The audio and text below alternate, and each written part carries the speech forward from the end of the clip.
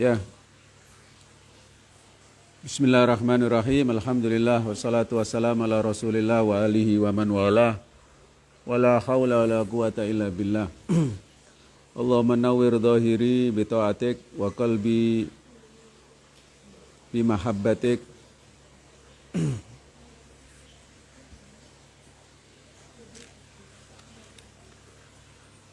Ya dzal jalali wal ikram. Allahumma arzuqna ilma warzuqna fahma. Assalamualaikum warahmatullahi wabarakatuh.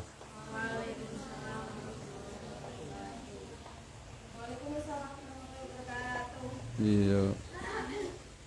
Kok pada lemes begini? Apa kabar semua? Alhamdulillah baik. Sehat semua? Alhamdulillah. Alhamdulillah. Oke. Kita lanjutkan kuliah kita tentang metode berpikir kritis. Kalau kamu Fakih, kalau kamu bisa simpulkan dalam sebuah kalimat yang pendek, pelajaran kita minggu yang lalu apa? Dalam sebuah kalimat yang pendek. Apa kesimpulan yang kamu bisa tangkap? Yang lain sambil mikir ya. Dalam sebuah kalimat yang pendek apa kesimpulannya? Kamu bisa simpulkan? Siapa yang bisa menyimpulkan pelajaran dari pertemuan yang lalu dalam sebuah kalimat yang pendek?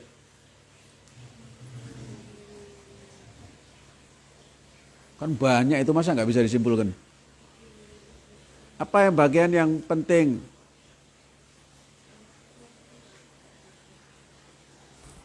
Dari pertemuan pelajaran yang lalu apa? Siapa yang bisa menyimpulkan? Berarti nggak bisa disimpulin? Atau siapa yang bisa menyimpulkan pelajaran yang lalu, kira-kira kamu dapat apa yang kamu dapat? Apa yang menurut kamu penting? Apa? Ya? Ya silakan.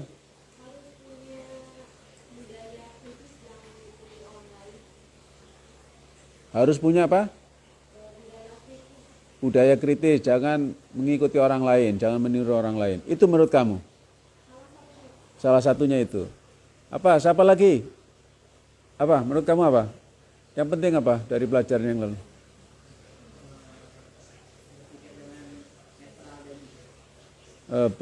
Berpikir netral, artinya tidak memihak begitu ya?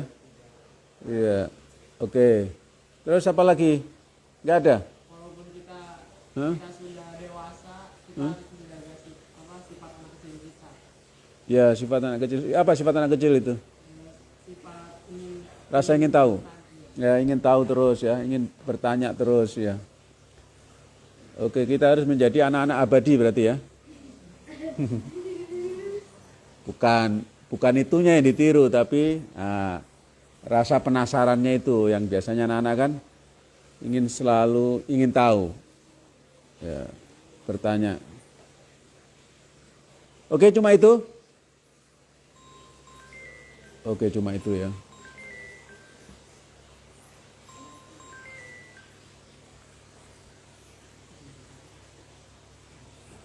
Coba Farid, kamu lihat masih live kan?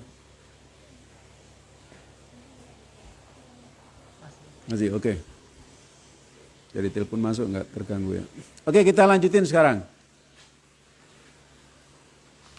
Sekarang kita masuk kepada dialektika Sokrates.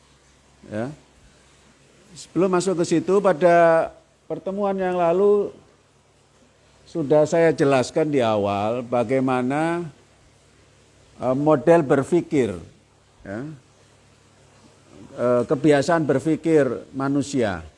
Yang itu diambil dari seorang nobelis, seorang yang mendapatkan Nobel, ya. Orang Amerika yang mendapatkan Nobel, seorang ekonom, ahli ekonomi, ya. Dalam bukunya tentang bagaimana manusia cepat berpikir, ya, dan lambat berpikir. Siapa namanya? Daniel ya. Daniel siapa? Kahneman, Daniel Kahneman ya. Dia bilang apa? Kesimpulan dari pemikiran si Daniel ini, peraih Nobel ini adalah dalam berpikir ada dua model manusia. Ada autopilot, ini gampangnya seperti itu. Ada orang berpikirnya otomatik. Otomatik itu cara berpikir semacam pilot. Ya kemarin kan sudah saya jelasin itu. Ketika dia mengendalikan pesawatnya, dia langsung setelah mencapai ketinggian tertentu, kemudian dia tombol pencet, otomatiknya sudah dia mau ngobrol, mau minum, mau apa, mau santai ya kan. Pesawat udah berjalan sendiri. Kamu jangan heran, kamu misalnya kamu mengintip, loh, waduh, kamu kemudian baca doa macam-macam, ya Allah, si pilotnya kok nggak pegang apa kemudinya, kamu gemeteran berarti nggak pernah naik pesawat itu. Itu pesawat dikendalikan oleh apa? Oleh mesin namanya auto ya. Autopilot, dia secara otomatis dikendalikan. Kamu nggak usah khawatir, nggak perlu kamu cari buku doa, ya kan? Kamu khawatir, jangan-jangan pilotnya mabuk. Enggak, itu pesawat dikendalikan secara otomatis. Nah, dalam kondisi seperti itu, berarti apa? Kinerja dari si pilot itu lebih ringan. Ya kan? Dia rileks sekali, lebih nyaman. Ini model yang pertama. Model yang kedua, dalam situasi darurat misalnya cuaca lagi tidak bersahabat. Di depan ada gundukan awan yang keras. Ya kan? Awan yang besar ya kan? Atau mungkin banyak petir dan lain sebagainya, ya, angin dan lain sebagainya yang di atas rata-rata misalnya. Nah, dalam situasi seperti itu biasanya pilot mengendalikan pesawat secara apa? Secara manual. Di situ dia mengendalikan pesawat itu ada di tangannya. Ya, selamat tidaknya penumpang itu ada di tangan pilot ini. Nah, dalam kondisi yang manual ini tentu tenaga yang dipakai lebih besar. Ya kan, konsentrasinya lebih dituntut, fokusnya lebih dituntut. Inilah berpikir kritis ini ibaratnya seperti pilot mengendalikan manual secara manual. Kok lama bener sih? Secara manual. Berarti apa? Kamu lebih capek apa tidak? Lebih capek. Berarti apa? Kamu melawan kebiasaanmu setiap hari. Nah, itu namanya berpikir kritis kamu. Tapi kalau kamu hidupmu hanya sekedar seperti ini, ya siklus harian saja. Dari sini, jadi kalau mau digambar, ini contoh saja. Selamat, aktivitas selamat setiap hari. Dia pakai buku harian. Selamat di hari. Digambar, gerakan dia dalam satu hari. Dari kamar, kamar mandi, tidur. jadi gerakannya cuma segi 4 aja. Jadi begitu terus. Dan selama tidak pernah mikir tuh, ternyata gerakan saya seperti kok segi 4 ya. Dan berhenti di situ. Nah, ini contoh saja ya. Kemudian Selamat berpikir sejenak. Kemudian kebetulan dia lagi berpikir itu di depan kolam. Kolamnya ikan lele ya kan. Kemudian dia berpikir, kalau begitu siklus saya ini setiap hari, apa bedanya dengan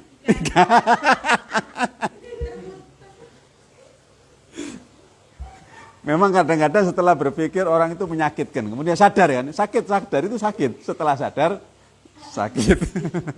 Waktu nggak sadar nggak sakit. Allahu Akbar. Ini kelihatannya lelucon tapi ini benar.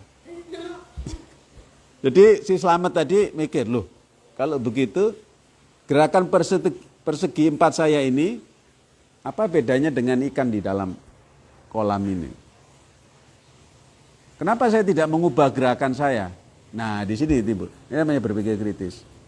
Bisa nggak saya bergerak nggak seperti ini? Nggak seperti katak dalam tempurung, nggak seperti ikan lele dalam kolam. Kenapa enggak? Ubah.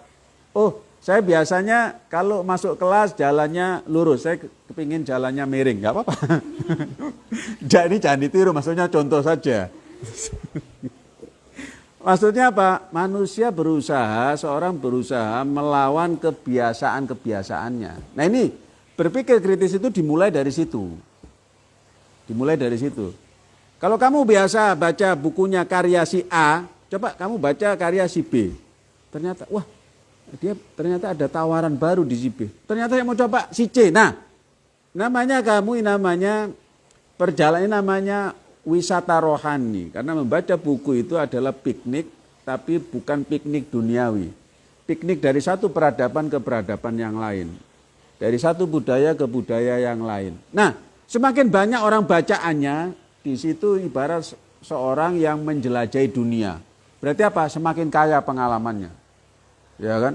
Kamu kalau belum pernah kemana-mana, misalnya nanti dari Indonesia kamu ke Mesir. Kamu anggap apa? Mesir segala-galanya. Tidak ada yang lebih indah daripada Mesir. Ya kan? Karena kamu baru ke Mesir. Tapi begitu kamu ke Lebanon, ternyata kamu, wah, gak ada apa-apanya. Apanya Mesir dibanding Lebanon. Ya kan? Luar biasa tempatnya, keindahannya dan lain sebagainya. Begitu juga ternyata lebih lagi. Nah, dengan kita banyak bersinggungan dengan berbagai budaya, dengan berbagai peradaban, kita baru paham bahwa dunia ini tidak sebesar daun kelor. Ya, dunia tidak sebesar daun kelor. Tahu daun kelor tahu? Iya. Jangan kamu bayangkan itu. Nah, pengetahuan juga begitu. Ada orang menganggap pokoknya kalau sampai nggak belajar sama saya sesat. Lah ini yang sesat ya sampean sendiri. Ketika menganggap ilmu itu dimonopoli dalam otak seseorang, dalam figur seseorang. Nah, berpikir kritis ya adalah kita berusaha melakukan sebuah perjalanan dari satu peradaban ke peradaban yang lain. Oke.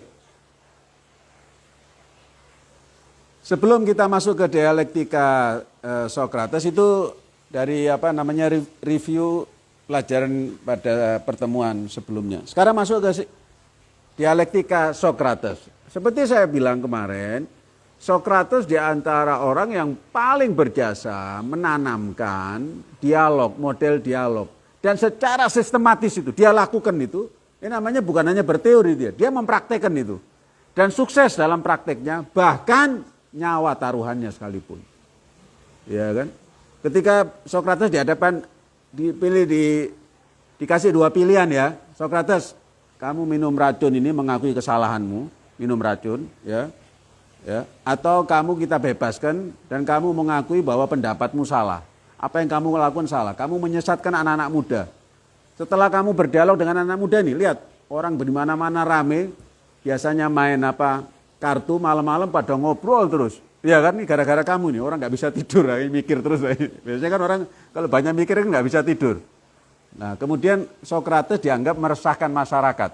Gara-gara itu kemudian dia dihukum, kan gitu kan? Sokrates lebih memilih meminum racun daripada menerima bahwa apa yang dilakukannya itu tidak benar. Nah, ini pengorbanan Sokrates. Nah, Sokrates menanamkan kepada kita, mengajarkan kepada kita sebuah dialog. Ya, dialog. Nah, namanya dialog berarti apa? Di sini posisinya sama. Nanti akan saya jelaskan kriteria dialog Sokrates itu seperti apa. Kriterianya seperti apa. Kalau tidak memenuhi 3 kriteria ini tidak bisa disebut sebagai dialog. Oke, sebelum itu kita jelaskan tentang model-model pertanyaan. Ya. Sokrates mengawali ya dengan sebuah question, dengan sebuah pertanyaan, ya. Dengan menyampaikan pertanyaan-pertanyaan. Ya. Ada pertanyaan sifatnya objective question ya. Sebuah pertanyaan objektif. Bertanya tentang benda sesuatu. Dalam ruangan ini ada kursi berapa? Ya gampang. Apa yang kamu makan? Onde-onde. Jawabannya tentang kuantitas sesuatu misalnya. Itu biasanya pertanyaan objektif. Ya, pertanyaan sangat sederhana. Ya kan? Yang kedua, pertanyaan subjektif dan biasanya ini pertanyaan filosof. Kamu bahagia tidak? Apa tujuan hidupmu? Ini jawabannya bisa jadi setiap orang bisa berbeda-beda. Ya kan, ini pertanyaan yang agak berat, ini pertanyaan filosofis namanya. Ini pertanyaan subjektif. Yang setiap orang bisa jadi punya jawaban yang berbeda atas pertanyaan yang sama, tapi jawabannya tidak sama. Ya beda dengan jumlah kursi tadi harus dihitung karena itu nggak mungkin setiap kita berbeda. Misalnya jumlah meja di sini berapa? Berapa jumlah meja di sini? Yang kelihatan berapa? Kira-kira berapa? 4. Ya katakanlah 4, 5, 6. Pasti di angka yang kita tidak akan berbeda pendapat. Karena jelas kan gitu kasat mata namanya. Tapi kalau saya tanya, kamu bahagia atau tidak? Wah, jawabannya bisa bersebentar dulu. Kalau bahagia itu apa ukurannya? Kalau ukurannya nggak kurang duit, saya kurang bahagia, kan begitu Kalau bahagia itu adalah ukurannya mendapatkan ilmu, saya orang yang paling bahagia, kan gitu Nah, tinggal sebentar dulu, ini namanya cerdas. Tanya nggak langsung dijawab, sebentar dulu. Parameternya apa bahagia itu? Kalau diukur dari ini, saya kurang. Tapi kalau diukur dari ini, saya bahagia. Gitu kan? Ini namanya pertanyaan filosofis, jawabannya juga harus filosofis. Gitu kan? Ini namanya pertanyaan subjektif. Jodoh yang ideal, mungkin setiap orang berbeda-beda. Farid, menurut kamu jodoh yang ideal siapa? Oh, saya harus wanita. Ya pasti harus wanita, cuma maksudnya sifatnya seperti apa? Mungkin Farid punya kriteria yang berbeda. Nah, setiap orang punya jawaban yang berbeda. Kemudian ada teori yang lain tentang pertanyaan. Ada sorting question. Jadi pertanyaan yang langsung ya jawabannya itu seperti orang membidik, seperti orang menembak, seperti orang memanah. Jawabannya cuma satu, jawabannya ya atau tidak. Ya, itu namanya sorting question ya. Ya atau tidak. Dan itu pertanyaan yang gampang.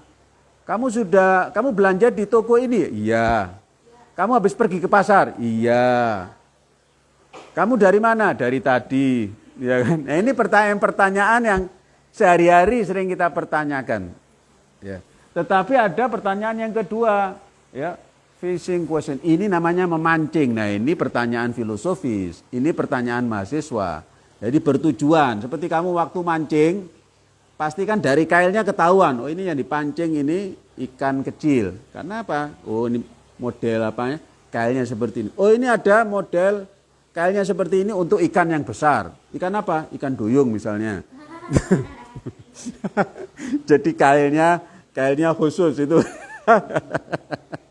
Ya itu kan. Nah kamu itu pemancing ilmu. Jangan bertanya yang pertanyaan orang awam gitu kan. Naikkan kelasmu. Bertanya pemancing berarti apa? Kamu jelas, kamu mau teliti ini. Jadi pertanyaannya yang berkualitas, pertanyaannya yang berbobot. Pertanyaan membuat orang bingung, termasuk yang nanya sendiri. Yang nanya bingung, yang jawab lebih bingung lagi. Nah, itu sudah bagus ya kan, minimal pertanyaanmu membingungkan. Nah, itu awal dari kekritisan itu diawali dari situ. Ya. Oke, ini dari Edward de Boon, seorang filsuf Amerika. Dia membagi pertanyaan itu, ada pertanyaan sorting question, ada yang fishing question. Oke, lanjut.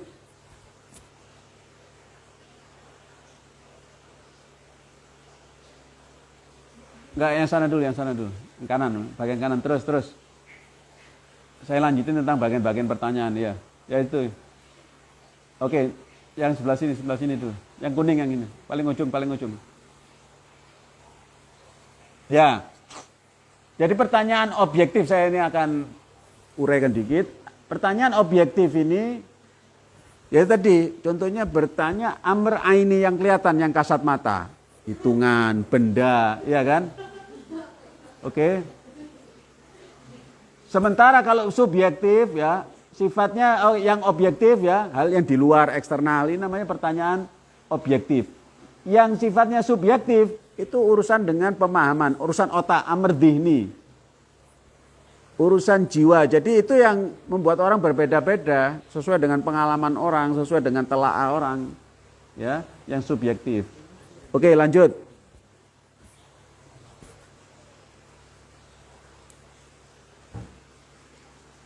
Ya. Oke, yang kedua ada model yang lain dari pertanyaan itu. Open question, ini model-model pertanyaan. Pertanyaan yang terbuka. Ya. Pertanyaan yang terbuka ini pertanyaan setiap hari yang kita lakukan. Bagaimana kabarmu? Bagaimana keadaanmu? Baik. Jawabannya sederhana itu. Sehat kamu? Sehat. Hari ini apa ya? Kamu akan pergi kemana? Pergi ke sana dan seterusnya. Ada yang Close question, pertanyaan yang tertutup. Nah, kamu kuliah di mana? Gurumu siapa? Ini secara khusus lebih menjurus, ya. Ya.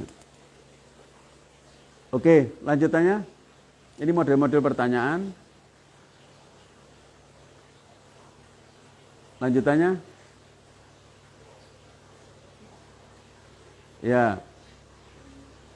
Ada pertanyaan generic question, ini model-model pertanyaan juga. Pertanyaan yang umum. Ya, misalnya contohnya di situ, apakah kamu meyakini kebebasan? Iya, saya yakin. Nah, ini kan umum, kebebasan yang mana yang dimaksud? Seperti tadi, kamu mencari kebahagiaan, ya kebahagiaan mana? Siapa yang nggak mencari kebahagiaan? Ini pertanyaan terlalu umum. Ya, ini model pertanyaan juga. Pertanyaan itu semakin mengarah semakin bagus. Ya, kalau terlalu umum jawabnya juga susah, kamu nggak bisa. Akhirnya nanti menyimpulkannya nggak jelas karena terlalu umum.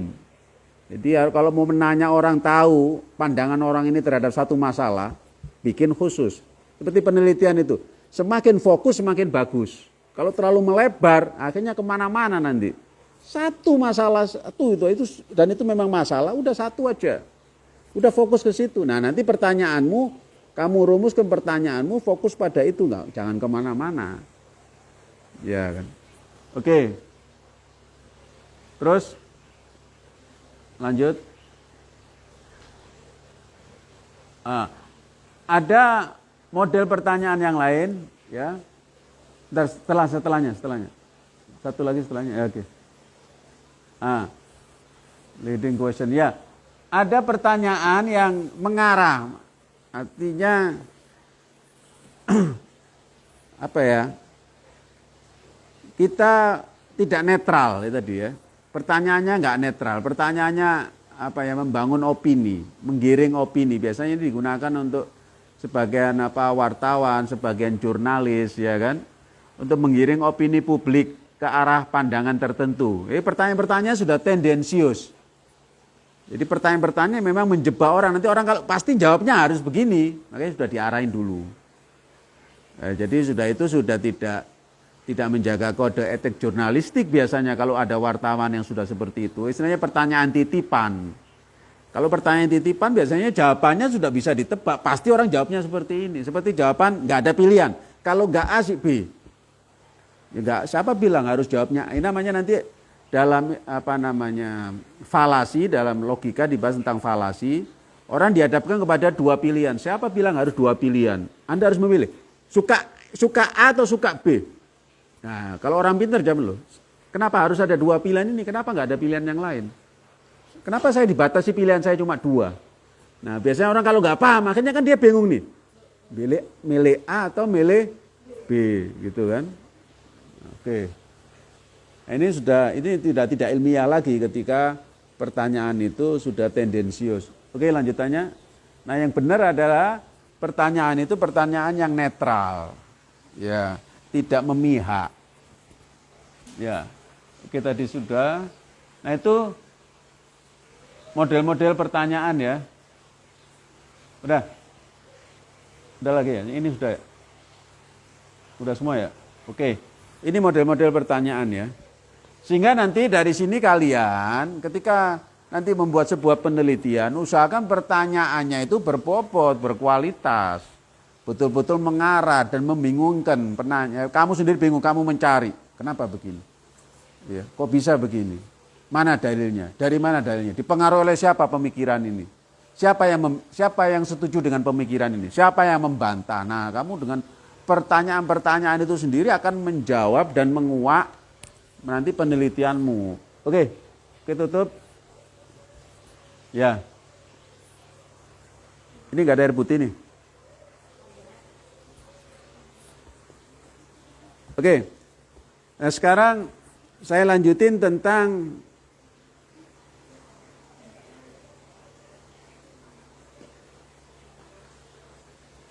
dialektika Sokrates. Dialektika Sokrates ini sangat penting sekali ya.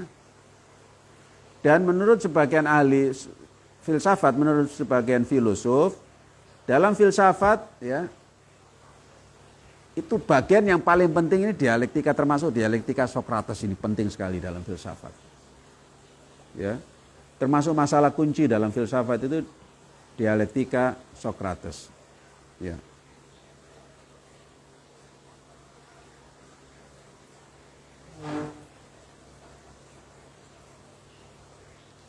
Dan memang kegunaannya dalam filsafat dan logika ya, dan matematika sangat penting sekali ini dialektika Sokrates ini. Bahkan sebagian psikolog, karena psikologi itu kan salah satu bagian daripada filsafat, terutama psikologi ini ya, terapi ya. Psikoterapi itu menggunakan pendekatan dialektika Sokrates ketika menangani pasiennya. Ya, ketika menangani pasiennya itu menggunakan pendekatan dialektika Sokrates. Di antaranya apa? Yang satu yang pasti pertama yang diajarkan oleh Sokrates itu, dan itu terkenal sebagai kata-kata sakti Sokrates ya. Ya. Menurut Sokrates orang yang paling alim itu bukan orang yang berpengetahuan, orang yang merasa dirinya tidak berpengetahuan dan dia sadar bahwa ilmunya terbatas. Itu orang yang paling alim. Menurut Sokrates, ketika manusia sadar bahwa pengetahuannya itu terbatas. Nah, dalam dialog kan Sokrates melihat bukan bermaksud menggurui, padahal dia sendiri tahu dibanding lawan bicaranya dia dia lebih jago, tapi seolah-olah ketika berbicara dia berguru. Dia ingin tahu pendekatan dan pemahaman si pembicara ini, lawan bicaranya ini. Dan itu dalam psikologi sangat penting sekali. Ketika seorang misalnya orang yang berada dalam posisi di atas, dalam hal ini misalnya orang tua, guru, dokter dan lain sebagainya, memposisikan pasiennya itu setingkat sama dia. Berbicara dari hati ke hati, ya.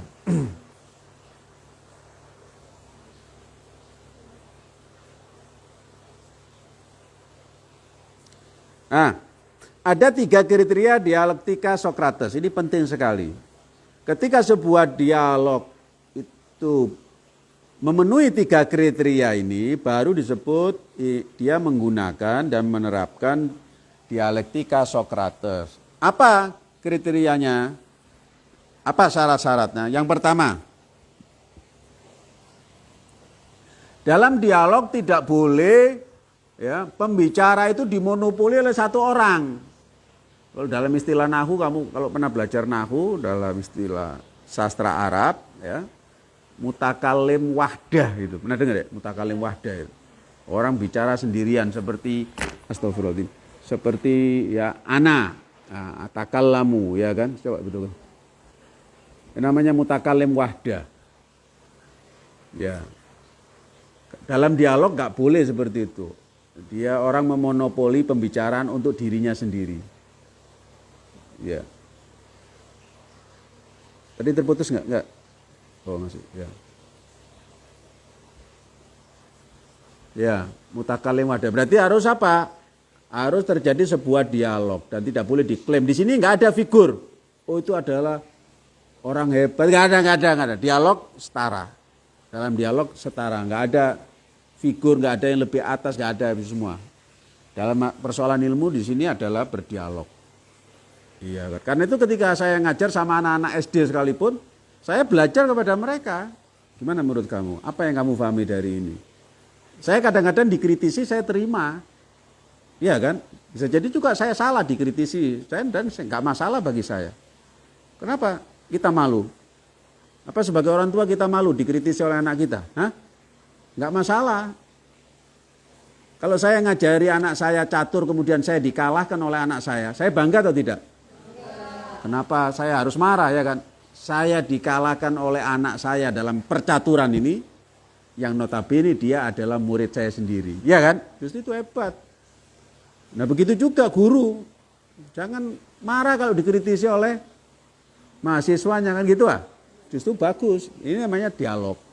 Jadi tidak boleh, syarat pertama tidak boleh dalam dialektika Sokrates, tidak boleh ada monopoli pembicara tunggal, nggak ada. Nggak ada pembicara tunggal, nggak ada kebenaran tunggal, nggak ada. Nah, jadi semua boleh berbicara, semua boleh berpendapat, bahkan boleh berbeda pendapat. Itu pertama, syarat pertama dalam Dialektika Sokrates. Yang kedua, dalam dialektika Sokrates, seseorang berbicara itu sebagian besar untuk menjawab, ya kan, menjawab lawan bicara. Ya. Ya, jadi ketika dalam berbicara ini menjawab lawan bicara, baik menjawab keraguannya, menjawab kritikannya. Ya. Nah, jawaban itu sendiri nanti dikritiki lagi, bukan langsung diterima. Nah, ini namanya itu syarat dalam dialog. Jadi dialognya berbasis tanya jawab tapi penuh dengan kritikan. Ya, menjawabnya dikritisi, ya kan, bertanyanya juga dikritisi. Jadi tanya jawab yang sifatnya kritis sekali. Jadi nggak terus bertanya jawab, oh nggih, langsung catat. Ini bukan dialog Sokrates. Jawabnya dikritisi. Wah, ini jawaban sampean lemahnya di sini. Nggak sesuai dengan ini. Nah, dia berusaha mempertahankan lagi. Nah itu, tanya jawab ini selalu saling mengkritisi. Pembicara mengkritisi, ya kan? Yang dengar juga kritis. Jadi dengarnya juga dengar kritis. Nah, kebanyakan kita pendengar yang tidak kritis. Ya, namanya bukan dialog, tidak terjadi dialog. Kalau pendengarnya cuma sami'na wa ta'na. Sami'na wa ta'na. Wah, kalau sami'na wa ta'na ini hubungan antara Tuhan dengan hambanya sudah. Sami'na wa ta'na, kalau ini tidak memenuhi syarat. Ya. Bukan sami'na wa ta'na, sami'na wa asoina. Kita dengar tapi kita bantah. Gitu ya. Kita melanggar. Maksudnya melanggar apa? Saya tidak setuju dengan Anda. Sami'na, saya dengar teliti, tapi poin ini saya kurang setuju karena bertentangan dengan ini, karena tidak sesuai dengan ini. Nah, ini namanya dialog. Itu baru namanya dialog. Bukan sami'na wa ata'na, tapi apa? Sami'na wa asoina. Tapi jangan salah paham ya, penerapannya di mana ini. Oke, itu syarat yang kedua. Jadi dialog berbasis tanya jawab yang sangat-sangat kritis. Yang ketiga, ini enggak kalah pentingnya. Pada dialektika Sokrates, pertama apa yang dibahas itu dipahami dulu, definisinya apa, maksudnya apa, pemahamannya, mafhum dari sesuatu yang difahamkan, yang dipersoalkan. Ya. Ya, misalnya kebebasan. Sebentar dulu, sebelum ngalor ngidul bicara tentang kebebasan. Mada tafham anil hurriyah. Apa yang kamu pahami tentang kebebasan? Silakan. Jangan-jangan di otakmu satu kebebasan, saya kebebasannya nggak ketemu. Kita ngobrol gitu, tapi kita pada makna kebebasan kita nggak ketemu. Loh, kita ngobrol, loh sebentar dulu, ini disepakati dulu. Kebebasan itu apa? Batasnya apa? Hakikatnya apa? Nah, baru. Jadi pada pertama pembahasan Sokrates itu sebelum, dan ini biasanya digunakan, dengerin, biasanya oleh sebagian orator-orator yang ulung, makanya pembahasannya menarik karena dari awal dia pertama membahas itu langsung fokus apa? Saya akan bahas masalah kebebasan. Kebebasan itu adalah, nah langsung didefinisikan. Makanya kadang-kadang pembicara, kamu perhatikan pembicara-pembicara yang membosankan itu, karena dari awal orang bingung ini ngomong apa ya? Kenapa? Tidak mendefinisikan. Ya, ngomong apa ini? Ya kan? Dari awal harus dijelaskan. Saya membahas masalah ini dan menurut saya, minimal menurut pendapat dia, menurut saya masalah ini artinya seperti ini. Orang baru paham. Minimal nanti kalau orang selesai pidato itu, selesai hadir acara itu paham. Oh, menurut si fulan tadi dia bahas ini dan menurut dia maknanya adalah ini. Tapi kalau enggak, nanti enggak jelas. Ini apa, sedang bahas apa ini? Kayak gaduh-gaduh gitu ya.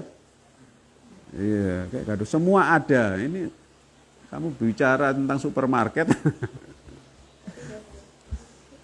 Nah, enggak jelas jontrongnya kemana ya. Jadi pertama dijelaskan dulu persoalannya apa, disepakati dulu persoalannya apa, baru dicari dalilnya. Saya yang berpandangan bahwa kebebasan menurut saya adalah maknanya seperti ini, dalilnya mana? Jadi dalil itu belakangan. Pemahaman dulu, paham nggak?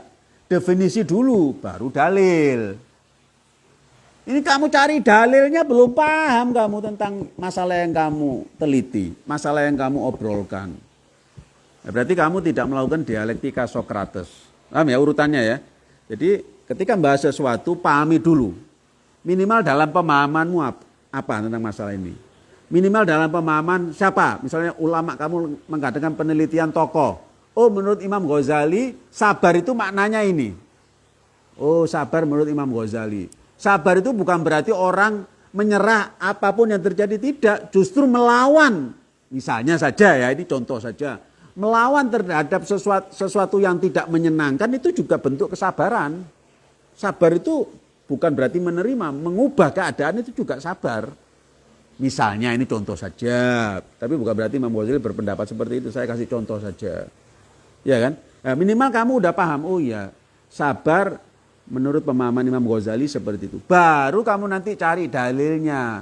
Apa yang melatar belakangi Imam Ghazali berpendapat seperti ini. Sabar menurut Ghazali, oh ini ayatnya ada, hadisnya ada, didukung pendapat ulama yang lain. Nah ini baru cari dalilnya. Tapi pemahamannya sudah clear, udah jelas. Itu definisinya udah jelas. Paham ya? Itu 3 syarat ya. Apa dalam dialektika Sokrates. Dari sini ada pertanyaan?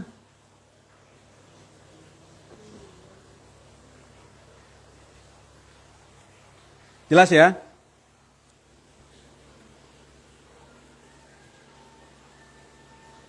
Dan ini dipraktekkan oleh Sokrates ketika kemarin saya isyaratkan pertemuan yang lalu. Ketika dia berdialog dengan seorang tentara, seorang perwira, membahasnya apa? Keberanian. Dan ini kan masalah yang menarik bagi kalangan militer ya kan, bicara tentang keberanian. Ya. Pertama Sokrates tanya dulu, mangga sampean apa yang sampean pahami tentang keberanian. Nah, ini mempersilahkan lawan bicaranya untuk menyampaikan idenya. Apa yang sampean pahami tentang keberanian? Oh, keberanian itu orang yang bertempur dan tidak lari dari medan pertempuran, itu berani. Nah, di sini pendapat dia kan. Di sini Sokrates kemudian membantah ini. Bagaimana kalau orang bertempur, mengatur strategi, ya kan? Dia nggak bertahan di situ. Dia lari dulu. Larinya dia untuk mengatur strategi dan kemudian dia memukul mundur musuhnya. Nah, dia berpikir baru lawan bicaranya, oh ya itu berani juga kan? Berani tidak mesti harus terus-menerus di medan perang. Orang yang berani itu bukan terus-menerus menghadapi. Kadang-kadang apa? Membelakangi kan gitu ah. Jadi membelakangi bukan berarti nggak berani. Ya kan? Ketika memang tuntutannya adalah membelakangi, kita membelakangi. Itu justru berani, berarti apa? Keberanian itu orang yang tahu strateginya. Oh, menghadapi kondisi seperti ini harus seperti ini. Ini orang berani. Akhirnya lawan bicaranya baru mikir, oh iya itu berani juga ya. Ya kelihatannya dia lari dari perang, tapi larinya untuk mengatur strategi. Karena musuhnya terlalu banyak, kalau dihadapi satu persatu, dihadapi langsung, dia akan kalah. Makalah diterapkan misalnya perang gerilya. Seperti itu kan? Ya, seperti Panglima Sudirman. Berani. Dia menerapkan perang gerilya karena persenjataan dari sisi SDM mungkin kurang ya kan? Maka cara yang paling efektif adalah dengan melakukan perang gerilya misalnya seperti itu. Nah, itu pertama dilakukan oleh Sokrates. Memahamkan kepada lawan bicaranya tentang pemahaman persoalan yang sedang didiskusikan. Misalnya keberanian. Apa yang kamu pahami tentang dari keberanian? Bagaimana definisimu tentang keberanian? Ya. Nah, setelah ini tahapan yang kedua. Setelah difahami apa itu keberanian, udah disepakati, udah clear makna keberanian. Ini berarti selangkah udah maju penelitianmu. Baru kamu timbulkan pertanyaan. Nah, baru ditimbulin pertanyaan, dimunculkan pertanyaan-pertanyaan kritis. Ya. Nah, baru dimunculkan, misalnya pertanyaannya apa? Pertama, apa keberanian ini baik atau buruk? Nah, ini kan bisa jadi dicari nanti, bisa jadi jawaban, bisa jadi satu bab sendiri. Keberanian itu ya, baik atau buruk? Nah, kalau baik kenapa? Kalau buruk kenapa? Nah, ini bisa jadi satu bab sendiri, bisa dijadikan satu sub pembahasan.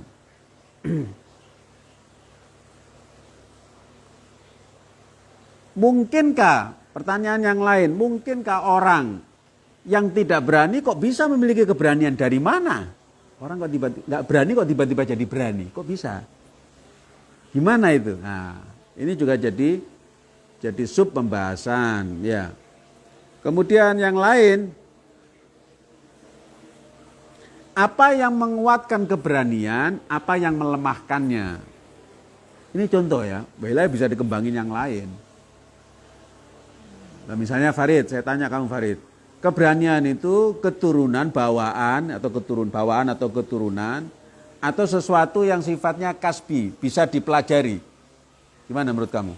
Bisa dilatih? Latihan atau bawaan menurut kamu keberanian? Latihan ya, bukan bawaan, bukan keturunan.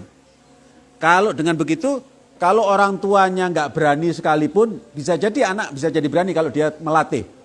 Hah? Siapa yang nggak setuju dengan pendapatnya Farid? Setuju? Nah, kayak setuju untuk tidak setuju. Ya, jadi keberanian. Apakah ini bawaan atau latihan? Artinya bisa dilatih, bukan bawaan, bukan turunan. Ini juga satu sub pembahasan ya. Nah, dari dialektika model Socrates ini, kita bisa langsung tahu penelitian kita, nggak usah bertele-tele tapi fokus dan mengena. Anda kalau bisa menerapkan ini pada penelitian nanti, lihat mudah kalian. Mau meneliti itu langsung bisa fokus, gak kemana-mana. Dan pertanyaannya langsung mengarah. Dan penting nanti. Cuma ini memang harus dibiasakan. Dengan kalian meneliti, kalau enggak nanti kalian, kenapa kita dalam nulis skripsi, dalam nulis penelitian kita kayak buntu ya? Karena kita kan tidak menggunakan dialektika Socrates ini. Kalau sudah terbiasa nanti dengan dialektika Socrates, udah nggak terlalu sulit untuk meneliti, udah langsung bisa, ibarat ini sebuah apa namanya pelita, sebuah damar ya, langsung bisa melihat, oh yang kita teliti ini, masalah pentingnya ini, isu-isu besarnya ini, langsung aja kita teliti. Pertanyaan-pertanyaan, rumusan masalahnya ini, akan banyak membantu nanti.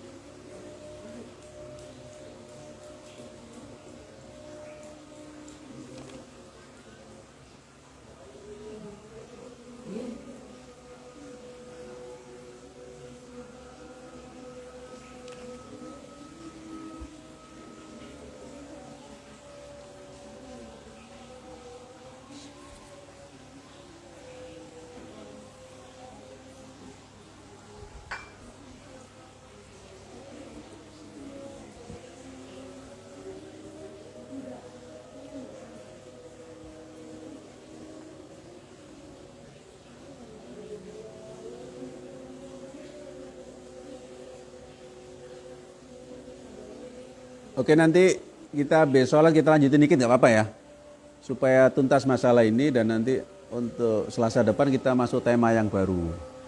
Ya, dialektika Socrates ini udah selesai dan sekali lagi dialektika Socrates ini sangat penting sekali. Poin-poinnya tadi sudah saya sampaikan ya.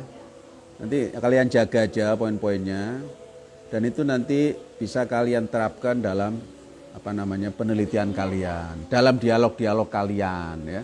Dalam nanti bahkan sangat bermanfaat dalam public speaking ya. Public speaking itu sangat-sangat penting, orang dalam ceramah, dalam menyusun narasi dan lain sebagainya, itu sangat penting kalau menguasai dialektika Socrates. Nah, kenapa pembicaraan baik di medsos, di buku-buku dan lain sebagainya itu kelihatan tidak fokus dan tidak menarik? Karena ya istilahnya kurang daging lah, kurang lesu. Kenapa? Karena kurang berbobot, karena ini kehilangan dialektika model Socrates. Kebanyakan itu monolog. Kalau sifatnya monolog ya membosankan. Seperti kalian kalau berhadapan sama orang tua, taunya cuma perintah larang, lama bosan kan? Enggak ada yang lain. Saya cuma disuruh, dilarang, disuruh, dilarang. Ya kan enggak terjadi dialog. Ya. Dan kebanyakan kan rumah-rumah kita seperti itu kondisinya. Ya. tidak ada dialog. Yang ada itu perintah dan larangan. Nah, sekolah-sekolah ternyata juga begitu kan. Anak berusaha menghindar karena di rumah cuma, ayo kamu lakukan ini, jangan.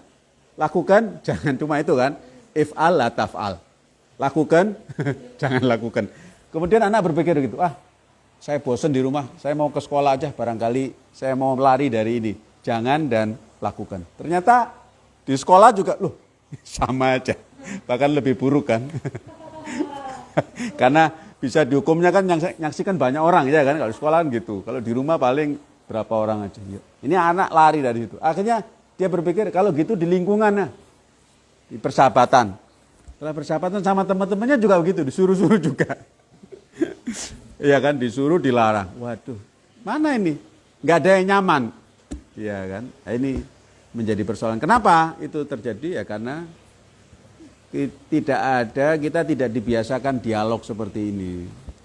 Dialog itu tidak ada. Ya. Dan seperti yang saya katakan di awal, kalian belum terlalu terlambat untuk memulai dialog ini ya. Oke, sebelum kita tutup dan kita rehat sholat apa? Berapa menit kita istirahat? Hah? Berapa menit cukupnya? 15 menit? Cukup ya? 15 menit ya? Oke, 15 menit kita rehat untuk sholat. Dan nanti kita lanjutin sedikit, gak banyak. Paling sekitar 20 menit, 15 menit untuk saya menyelesaikan bahan-bahan yang masih ada tersisa sedikit. Sehingga nanti pada Selasa depan kita masuk tema yang baru. Ya. Oke. Oke, itu saja. Nanti kita sambung setelah sholat sholat maghrib. Walhamdulillahirabbil alamin.